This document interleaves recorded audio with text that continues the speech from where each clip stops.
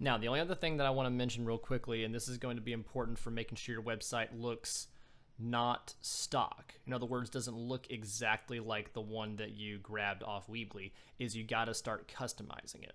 Let's say that you picked a template like this one that you like. It doesn't require changing a whole lot of details, but like if I'm going to make this one videos by Barker, then I'm going to go ahead and change that information. I'll give a little bit of an update about what's going on.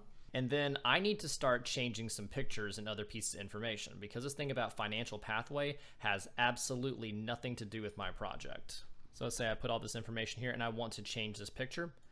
I can go ahead and click on this. I can replace the layout altogether if I want to, or I can edit the background by replacing the image and then adding in something from another source. One place I like to go to get good high quality images is unsplash.com, because these images are high quality and they are copyright free, which means that you can use them without having to worry about citing your source.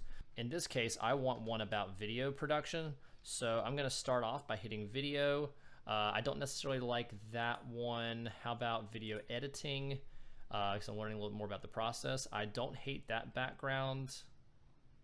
I can go through and just kind of start browsing through different places to see what stands out to me as something that I might like to use to represent what I'm doing for my project if I want to use an image. And I don't have to use an image, but we'll just say that I am for the purposes of this.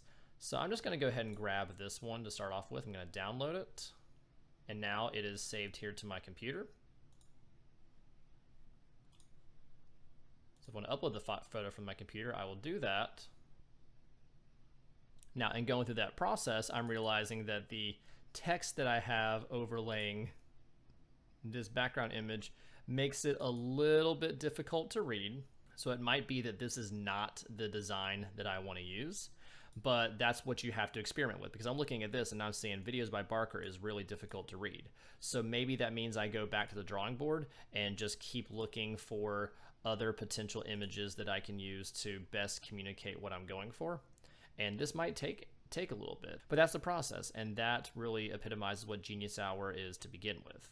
To demonstrate what one of these websites could look like when you get to the end of it, I'll show you one of the ones that I was using for Genius Hour last year. You'll take a look at this. You'll notice that I have custom edited the title up here to say Music by Barker.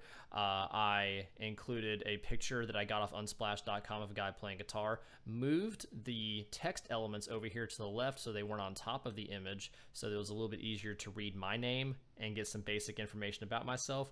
I changed the image so that it was showing something that was related to music, and then changed these details here as well. Left in an element for finding out more so that I could have anybody click on my blog posts and then go and take a look at what I had produced. And one thing you'll notice here is that I have a couple paragraphs to start off the blog, an image to break things up, a little bit of subdivisions to show what I was working on at the time, and this is what I would consider to be a pretty good blog post. This is kind of what you should be striving for as well.